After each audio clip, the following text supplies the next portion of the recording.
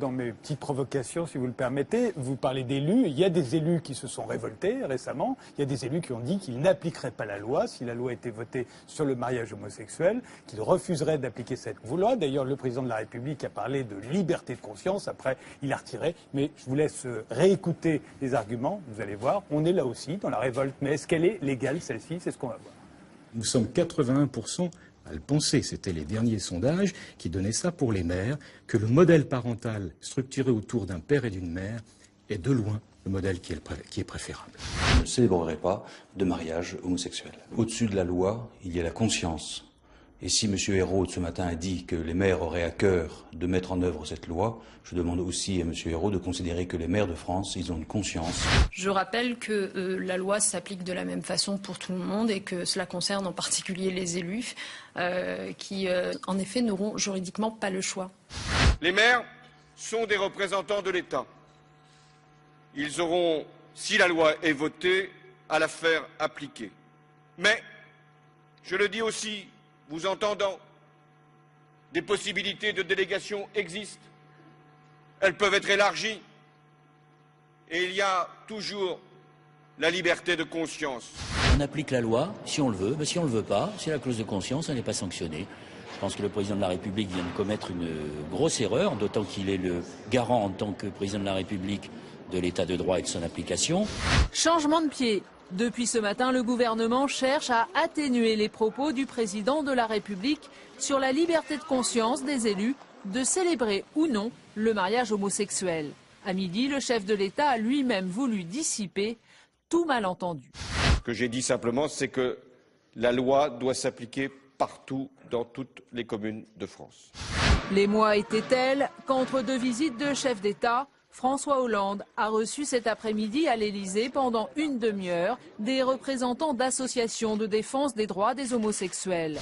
Il nous a dit qu'il regrettait en tout cas d'avoir utilisé ce terme et il nous a dit qu'effectivement ce n'était pas un terme approprié. Christine Boutin, vous n'êtes pas maire, mais vous soutenez les maires qui disent qu'ils refuseront d'appliquer la loi, si cette loi est votée d'ailleurs. À quel titre pouvez-vous soutenir De façon tout à fait juridique, la liberté de conscience, elle est dans la Charte des droits fondamentaux, le plan européen, elle est dans la Déclaration de 1946, et si véritablement cette liberté de conscience n'était pas accordée, si cette loi est votée, ce n'est pas fait encore, eh bien, je pense qu'il y aura véritablement des recours et des questions de constitutionnalité. Et là, on n'est pas dans l'application UMP des textes. On est dans la loi globale pour notre pays. Vous demandez en fait la même chose que ce qu'on avait accordé aux médecins au moment du vote de la loi Veil, qu'ils avaient le droit de refuser. Ou les militaires pour l'objection de conscience quand il y avait le service militaire. Effectivement, la liberté de conscience et le fait même que le président de la République, même s'il est revenu en arrière, a évoqué cette liberté de conscience, prouve bien que cette loi touche la conscience. Alors qu'on soit pour ou qu'on soit contre du reste. Et donc la liberté de conscience est un principe fondamental qui est prévu par les textes européens, les textes constitutionnels. Donc ça s'imposera. Et si jamais ce n'est pas reconnu, on va vers alors là aussi, des violences importantes. Henri Pénard-Ruiz, vous n'êtes pas du tout d'accord? Je ne suis pas du tout d'accord, Madame Boutin. Je crois que la liberté de conscience ne s'applique pas dans ce cas. Ah bon? Ce n'est pas le champ d'application de la liberté de conscience. Un élu, il doit effectivement représenter le peuple qui a délibéré et choisi des lois. Et je crois qu'effectivement, il ne peut pas opposer sa conscience à l'application des lois. Sinon, c'est la boîte de Pandore.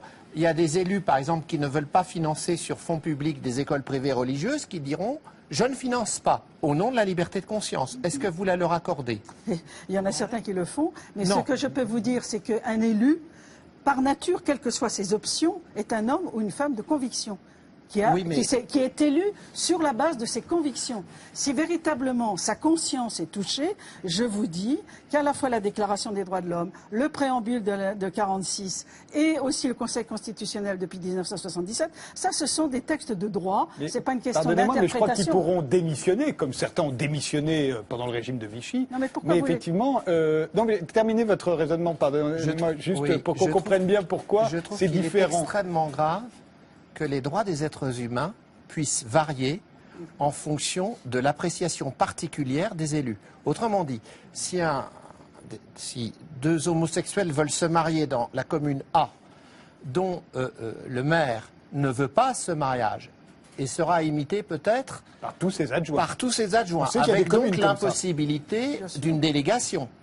Donc ils n'auront pas les mêmes droits que s'ils sont dans la commune B, où effectivement le maire sera d'accord pour marier. Donc on introduit, avec la possibilité de contester la loi de l'intérieur, une inégalité de droits. Et ça, je ne peux pas l'accepter dans une république laïque dont la loi est élaborée indépendamment de toute préférence religieuse après un débat démocratique. Il ne s'agit pas en fait, la liberté de conscience, c'est la liberté de penser ce que l'on veut. Ça n'est pas de la liberté de ne pas exécuter une loi. Je vais vous donner un exemple. Je suis professeur de philosophie. Dans ma classe, j'applique une déontologie laïque. Jamais mes élèves n'ont su si j'étais croyant ou athée, parce qu'ils n'ont pas à le savoir. C'est mon affaire privée, et parce que je me dois, dans l'exercice de mes fonctions, de respecter l'universalité, pour que ni les athées ni les croyants ne se sentent mis en cause. Eh bien, cette règle, qui est une déontologie laïque et républicaine, doit s'appliquer à tout le monde, y compris lorsqu'il s'agit de l'éthique de vie.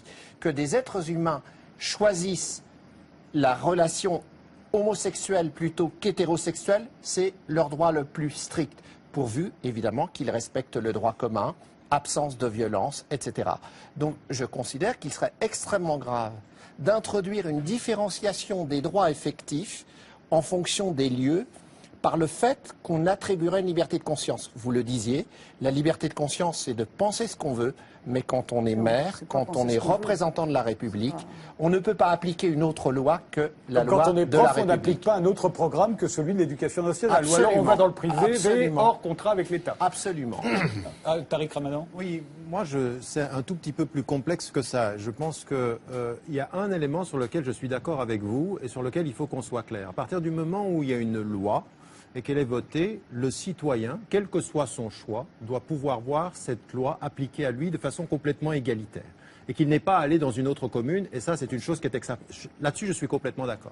Maintenant, à partir du moment où vous avez dans cette commune quelque chose qui est de ne pas enfreindre la loi, de l'appliquer cette loi, clairement, mais que vous puissiez, même si vous êtes élu, dire sur cet élément-là, en ma conscience, je préfère déléguer ceci à quelqu'un qui est élu et que ça se passe, à la condition que même si on le passe, la personne voit ses droits respectés là où elle est.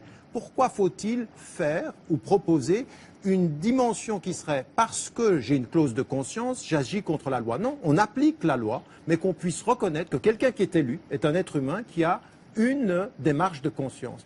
Alors, ça ne veut pas dire, encore une fois, que parce qu'on a une démarche de conscience, on ne va pas appliquer la loi. Il faut que la loi soit appliquée, c'est la responsabilité du maire. Mais si le maire trouve quelqu'un qui le fait sans problème de conscience, pourquoi ça vous gêne? Et s'il ne trouve personne? Non, alors là, on est d'accord. Il faut que sur ce lieu-là... On a même dit qu'on déléguerait le préfet. Donc la mairie ne peut pas refuser... Exactement. Ça, c'est le principe. Elle ne peut pas refuser. Et le principe, effectivement, fondamental, c'est qu'il y ait stricte égalité des droits au regard du mariage pour tous. Je crois qu'effectivement, on ne peut pas contester ce point. On ne peut pas le contester, mais vous voyez qu'en posant les problèmes de façon un tout petit peu différente, en disant on ne contestera jamais ce droit, mais on laisse la possibilité en interne à la mairie de laisser les gens agir en conscience. Pourquoi ?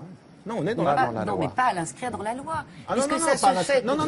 Qui l'a dit d'inscrire dans la loi? Il y a des tas de maires qui ne veulent pas marier un musulman et une chrétienne. Attendez. Ou bien un noir et un blanc. Mais bien sûr. Et alors, je ne connaissais pas ces éléments-là. On ne sait pas puisqu'on n'a pas le droit de le dire. Sinon, le maire sera attaqué. C'est le principe du complot. On n'a pas le droit. On n'a pas le droit de le dire. Tariq Ramadan, je ne pense pas que c'était. Non, je ne pense pas que ceci devait être inscrit dans la loi. Tariq Ramadan, cela dit, ça ne vous embête pas s'il y a des maires, effectivement, comme le dit qui refusent de marier des chrétiens, des musulmans ou des noirs et des blancs, ça vous embête pas du moment qu'ils sont mariés quand même?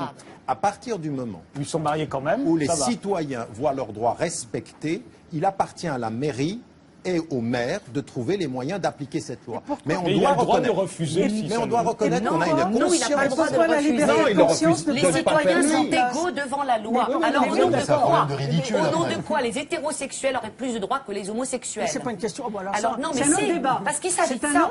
Mais bien sûr qu'il s'agit de ça. Non, parce que de toute façon, les homosexuels qui seraient mariés par les adjoints et les conseillers municipaux vont dire qu'il n'y a pas d'égalité de droit parce qu'ils ne seront pas mariés par le maire. Je veux savoir pourquoi un maire refuse de marier 2 hommes. Donnez-moi la raison, une seule raison. Pour une liberté de conscience. Mais de conscience de quoi? Par rapport à la Bible? On va pas refaire le débat sur par rapport à la Bible. Alors, vous savez très bien que ce n'est pas un problème religieux, ni un problème de droite ou de gauche. C'est un problème de conscience. Alors on ne s'arrête jamais sur la liberté de conscience. Mais moi, ce que je vais vous dire, on pourrait tous s'y mettre. Si vous voulez vous exciter encore plus, pour une question de liberté de conscience. Les policiers n'expulsent pas pour une question de conscience. Je veux dire, moi, je peux penser qu'il y a une question, non pas de, je dirais, alors pour le coup, où on peut résister et même faire de l'incivilité quand il s'agit de... pour ça. Non, voilà. Quand les lois sont indignes pour les hommes, quand elles mettent en question la dignité humaine. Alors je voudrais savoir en quoi la loi pour le mariage est indigne pour les humains. En revanche, quand on expulse des sans-papiers ou quand on dit, par exemple, quand il y a eu cette loi sur où on a désobéi, on a fait une grande pétition, où M. Sarkozy avait proposé qu'il y ait 5 ans de prison et 30 000 € d'amende si on prenait un sans-papier chez lui, là oui, on peut désobéir, parce qu'il en va de la dignité humaine. Mais là, pour quelle raison? J'aimerais savoir, donnez-moi une seule raison. La seule raison. Par exemple, la vôtre, si vous étiez maire. Non. Puisque vous êtes d'accord avec que vous avez bien quelque chose dans la tête, quand même. Oui, c'est pas juste la liberté de faire fonctionner un peu au nom de la liberté de conscience. Parce que qu'est-ce que c'est que la liberté de conscience? C'est une. C'est privé. Non, c'est pas privé. Ben alors, c'est quand il s'agit d'une loi qui répond à une minorité et qui ne correspond pas au bien commun. À une minorité, mais vous n'êtes carrément pas à l'écoute de la société, madame. Non, mais attendez. Il y a 40 000 enfants aujourd'hui. Il y a 40 000 enfants aujourd'hui. Oui, non, mais c'est pas le problème. C'est pas rien. 40 000 enfants. C'est pas le problème. Mais si, c'est. Non, c'est pas le problème. Il y a 40 000 enfants aujourd'hui qui vivent dans des couples, au sein de couples homosexuels. Mais je sais. Où ces homosexuels n'ont pas les mêmes droits que les parents homosexuels. Donc quand les enfants vont à l'école, hétérosexuels, si un des conjoints meurt. Si vous voulez vous exciter encore plus, je m'excite pas, je vous dis.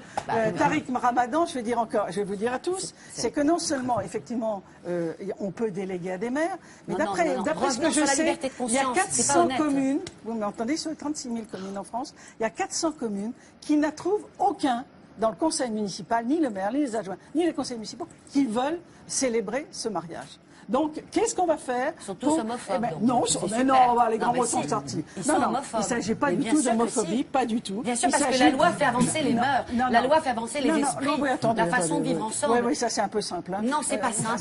Vous savez pourquoi c'est pas simple? Parce qu'il y a encore 80 pays dans le monde qui pendent des individus parce qu'ils sont homosexuels. Et c'est parce qu'il y a eu la dépénalisation.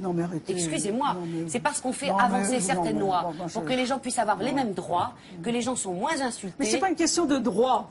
Ah, c'est pas une question de droit. Non, pourquoi? Parce que l'égalité de droit, nous ne l'aurons pas par cette loi. Est-ce que vous considérez que c'est pas pareil? Les hétérosexuels et les homosexuels n'auront jamais une égalité de droit. Ce sont des sous-hommes, c'est quoi alors? Non, mais est-ce que c'est vous qui le dites? C'est vous qui êtes homophobe. Mais pourquoi c'est pas les mêmes droits? Vous êtes homophobe, madame. Vous êtes homophobe. Non, mais c'est vous qui êtes homophobe. C'est vous qui dites des choses. Non, vous dites, mais non, puisque vous leur donnez pas les mêmes droits. Mais non, parce que ce sont des citoyens de seconde si on zone. ne fait pas la procréation médicalement assistée, si on ne fait pas la GPA, vous n'aurez pas d'égalité de droit entre les couples hétérosexuels et les couples homosexuels. Voilà, ça peut peut-être vous surprendre que je vous dise ça, mais si on regarde du côté du droit, moi je comprends les associations homosexuelles qui militent, même si je les combats, parce que si on se fonde uniquement sur le droit, l'égalité de droit fait qu'il devrait y avoir la PMA et la gestation pour autrui. Ça n'a rien à voir. Mais bien sûr que si, c'est l'égalité de droit. Ça veut dire que toute femme devrait avoir le droit d'avoir un enfant, même si elle n'a pas d'ovaire ou elle n'a pas d'utérus. C'est ça que vous voulez dire. Elle aurait le droit de réclamer. Et les hommes ont le droit de la GPA, absolument. Parce que si, la gestation pour autrui. Votre histoire d'égalité de droit ne tient pas debout.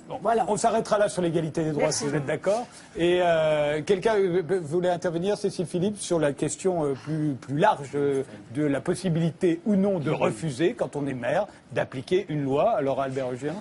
Non, je voulais juste faire une remarque du débat là autour de la table. C'est-à-dire qu'on est quand même aujourd'hui sur le point d'avoir une loi qui va permettre des vrais contrats entre personnes de même sexe, qui va régler des vrais problèmes d'enfants qui sont nés de couples homosexuels. Mais ce que je trouve absolument hallucinant, c'est que, y compris ici, on ne peut pas entendre l'avis de certaines personnes qui seraient opposées et qui, pour leurs valeurs, quelles qu'elles soient, qui ne sont pas les miennes en l'occurrence, mais quelles qu'elles soient, ne voudraient pas déclarer ce type de contrat. Mais bon sang, le fait est qu'aujourd'hui, la vraie question, c'est que ce type de contrat entre personnes de même sexe va être possible. Si en plus on donne au maire ou à toute autre personne, y compris, moi je pense à l'adoption, parce qu'effectivement, l'adoption par des couples homosexuels, c'est ce qui pose le vrai problème pour un certain nombre de personnes conservatrices qui croient en Dieu, etc. Mais c'est pareil, la liberté de conscience devrait être élargie, mais bien plus que ce qu'elle est aux maires, mais à tous les individus, à savoir que chacun doit pouvoir agir en sa entre liberté de conscience et de choix. Parce que le choix, maintenant, il va exister. C'est ça la nouveauté, c'est que... Vous reconnaissez... Parce que moi, il me paraît... Je veux dire, on parle de liberté de conscience pour les citoyens, c'est un droit fondamental, constitutionnel et fondamental dans ce pays. Et on voudrait que, parce qu'on est élu, on n'ait plus de liberté de conscience. À partir du moment... c'est pas normal. Non, mais attendez, et surtout qu'aujourd'hui, il va être question de le rendre possible. À partir du moment où la liberté de conscience n'entraîne pas de dysfonctionnement légal ou, en l'occurrence, de discrimination, laissons les gens avoir leur possibilité de s'exprimer. Moi, je pense cette façon de poser le problème, c'est-à-dire à partir du moment où vous exprimez une liberté de conscience qui ne correspond pas à votre idée de la liberté, eh ben vous êtes homophobe. Mais qui a parlé de ça? C'est réducteur et dangereux. C'est très dangereux. Henri Pénard-Ruiz, je crois Monsieur Ramadan, il ne faut pas caricaturer. Ce que Madame dit, elle y insiste, c'est que quand une société est prête à accepter une émancipation du droit par rapport à des conceptions religieuses d'un autre âge, eh bien, il faut, mais je juge, on a le droit de juger. Il a sa liberté d'opinion. Vous ne pouvez pas mettre sur le même plan un citoyen qui n'engage que lui-même et un élu qui engage la République. Cette symétrie que vous semblez faire entre un citoyen et un élu qui engage la République ne tient pas la route. Quand on se présente pour être édile, pour être maire d'une municipalité, on doit accepter a priori que les lois de la République sont les mêmes pour tous. Et ce dont il s'agit aujourd'hui, c'est de l'extension des droits des hétérosexuels aux homosexuels. C'est-à-dire, c'est une généralisation de l'émancipation. Et cela, c'est un point majeur. Donc, effectivement, on ne peut pas objecter au nom d'une conscience religieuse particulière qu'on est contre et qu'on va entraver l'application de la loi. Écoutez-moi avec précision. C'est clair. Mais je vous ai écouté. Vous avez mis en symétrie le simple citoyen dont la liberté de conscience n'engage que lui et la liberté de conscience du maire. Mais c'est pas la même chose. C'est pas la même chose et je suis tout à fait d'accord avec vous, mais c'est pas ce que j'ai dit. J'ai dit que dans les deux cas, il y a une liberté de conscience. Et qu'on soit élu ou pas, on a une conscience et on a des convictions. Alors, juste laissez-moi terminer sur ce point.